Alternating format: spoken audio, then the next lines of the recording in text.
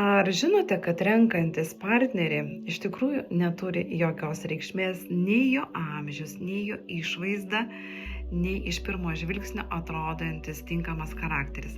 Taip, mums atrodo, kad mes renkamės pagal šitos kriterijus, bet iš tikrųjų ne. Šitie kriterijai tai nėra, kad jie nėra svarbus, bet ne jie nulėmė iš tikrųjų pasirinkimus. Žmogus renkasi žmogų ne pagal tai, ko nori iš tikrųjų, o pagal tai, ką atpažįsta nesąmoningai iš vidaus.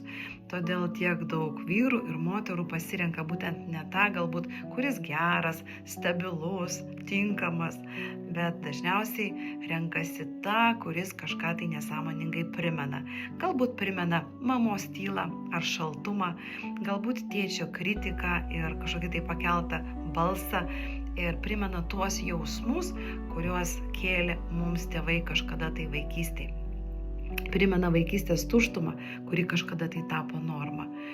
Ir taip, net tada, kai mes sąmoningai savo sakome, kad noriu visai kitokio partnerio negu mano tėtis, arba kai vyras sako, noriu visai kitokios moters negu mano mama, pasąmonė vis vien tempia ten, kur buvo trauma.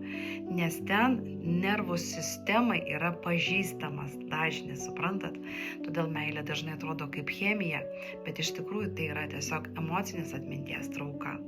Ir mes įsimylime iš tikrųjų ne tą partnerį, o savo žaizdos pažadą būti pagaliau išgydytai.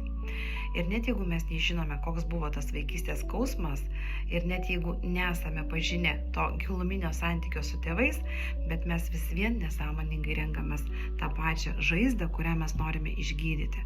Todėl verta savo užduoti ne klausimą, koks to žmogaus charakteris, ar jis pakankamai geras vyras, o būtent klausimą, kodėl mane traukia būtent šitas žmogus, ką jis manyje sužadina, ką jisai pakelia, kokias emocijos sukelia.